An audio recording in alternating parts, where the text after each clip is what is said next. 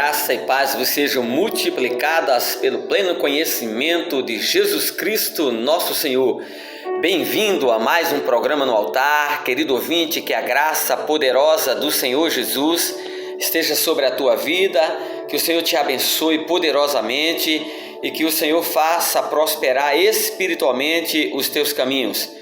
Que Deus te abençoe com essa porção da palavra que nós temos para você hoje, uma porção da palavra que vai realmente tocar no teu coração. Eu também tenho aqui uma ilustração da mitologia grega que eu quero aplicar nesta mensagem, neste dia, para abençoar a sua vida de uma forma muito especial. Livro de Mateus, capítulo de número 25, a partir do verso de número 1, nós podemos ler assim: Então o reino dos céus será semelhante a 10 virgens que, tomando as suas lâmpadas, saíram ao encontro do esposo, e 5 delas eram prudentes e 5 loucas. As loucas, tomando as suas lâmpadas, não levaram azeite consigo, mas as prudentes levaram azeite em suas vasilhas, com as suas lâmpadas. E tardando o esposo, diz o texto sagrado, toscanejaram todas e adormeceram. Mas à meia-noite ouviu-se um clamor: Aí vem o esposo, saí-lhe ao encontro. Então todas aquelas virgens se levantaram e prepararam as suas lâmpadas, e as loucas disseram às prudentes: Dai-nos do vosso azeite, porque as nossas lâmpadas se apagaram. Diz o verso de número 9: Mas as prudentes responderam, dizendo: Não seja caso que nos falte a nós e a vós? Antes, ide comprai-a para vós. E tendo elas ido comprá-lo, chegou o esposo, e as que estavam preparadas entraram com ele para as bodas, e fechou-se a porta. E depois chegaram também as outras virgens, dizendo: Senhor, Senhor, abre-nos a porta. E ele respondendo disse: Em verdade vos digo que vos não conheço.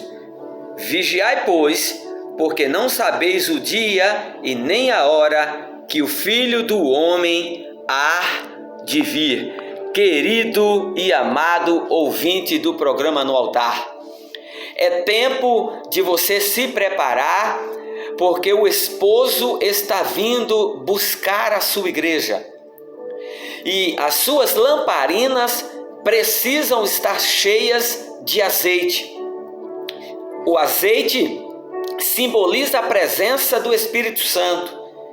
O Espírito Santo conduz o homem e a mulher de Deus em um espírito de santidade, de busca pela presença de Deus, de busca pela autoridade que as próprias Sagradas Escrituras nos prometem quando diz que o Espírito Santo veio sobre nós para nos ungir, para nos empoderar da presença de Deus em nossas vidas por meio do Espírito Santo. As lâmpadas que estão preparadas naquelas 5 virgens prudentes foi porque elas guardaram no seu coração a boa palavra do Senhor.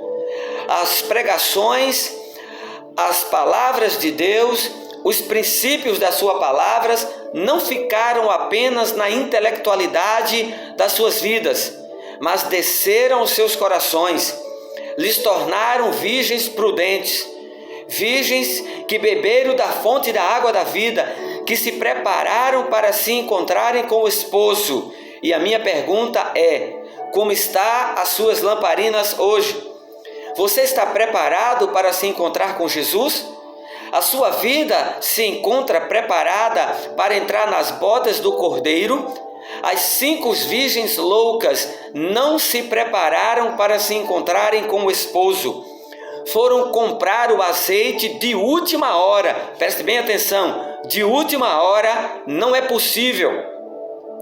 É necessário ter uma vida de caminhada com o Senhor, é necessário ter uma vida de busca pela oração, leitura da palavra, santidade e esta liberdade que o Espírito nos dá hoje de mergulharmos nas Escrituras e de nos prepararmos espiritualmente para a volta do Senhor. Ela está diante de você, é uma liberdade que você não pode recusar.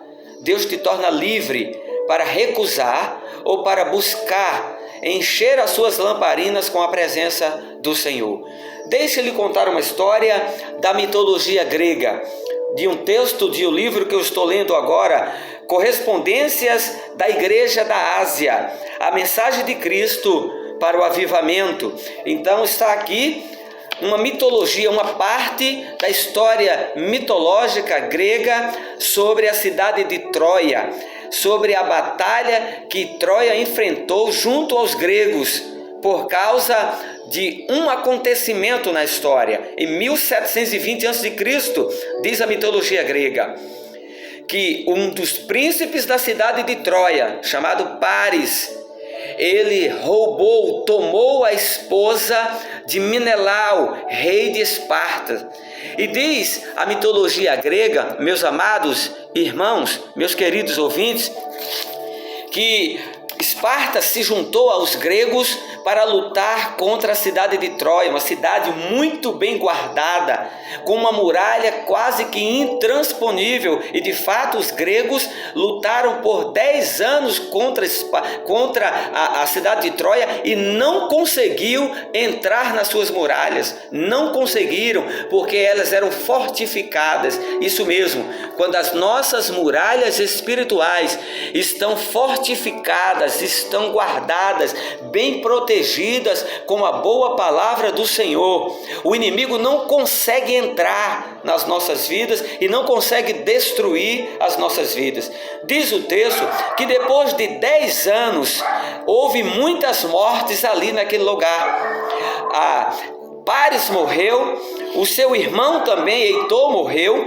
Diz o texto que também o grande Ajax de Troia, da cidade da Grécia, aliás, e também o herói mítico Aquiles também morreram depois de 10 anos de batalha. Mas aí veio a grande cilada, a grande armadilha. Diz a mitologia grega que os gregos então fizeram um cavalo de madeira e se retiraram da área de combate e deixaram o cavalo de madeira ali, porque os troianos eram bons domadores de cavalos. Então eles usaram essa estratégia, e dentro daquele cavalo que estava oco estavam muitos soldados gregos que eles iriam entrar na cidade após um acontecimento, porque a história mitológica diz que os troianos levaram para dentro da cidade aquele cavalo, abriram as portas para esta grande armadilha. E quando eles beberam, achando que tinham vencido a batalha, porque os gregos tinham deixado aquele cavalo ali como um presente, dando sentido de que os troianos venceram a guerra, eles levaram aquele presente grego para dentro dos muros da cidade de Troia, e quando beberam e estavam bêbados, comemorando a vitória, aquele cavalo abriu suas portas, os soldados desceram de dentro dele e mataram muitos dentro daquela cidade, abriram os portões para o exército grego que estavam lá fora, e então entraram na cidade por meio dessa grande armadilha e destruíram a cidade de Troia, vencendo os seus reis e levando a sua queda. É assim que o diabo faz conosco, é assim que o diabo faz com a igreja. Quando a igreja não vigia, o diabo entra e destrói.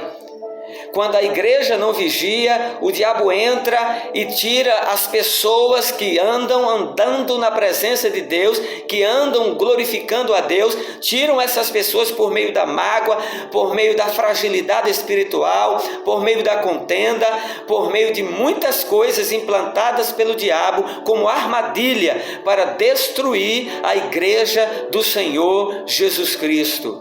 E a igreja somos nós. Como estão as suas lamparinas? Como está a sua vida espiritual hoje? O que você vê quando você olha para você no espelho? Como disse Tiago, quando você olha no espelho, você vê o homem natural. Mas Deus não quer ver em você um homem natural.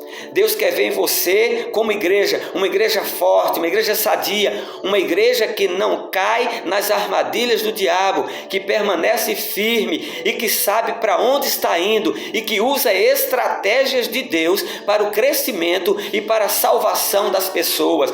Deus quer usar a sua vida como igreja para que o seu reino avance e a igreja seja poderosa e vença o diabo e ganhe as almas e conquiste a cidade e conquiste o bairro e conquiste as pessoas por meio da pregação do evangelho. Pessoas que estão indo para o inferno com suas lamparinas apagadas. Mas você, querido, você que me ouve agora, se as suas lamparinas estão cheias, é hora de edificar a igreja do Senhor Jesus. É hora de pregar o evangelho que traz salvação, que traz mudança de coração, de comportamento, de mente e que leva o homem a empoderar-se da presença de Deus e a curar não somente a sua alma, mas curar toda a sociedade. Diz o texto aqui no livro que nós devemos dar uma atenção àquilo que está escrito por meio desse escritor aqui. Que na palavra de Deus, os cuidados que nós devemos ter como a igreja devem ser os cuidados que no passado também foi exercido por muitos profetas e também por muitas pessoas que tentaram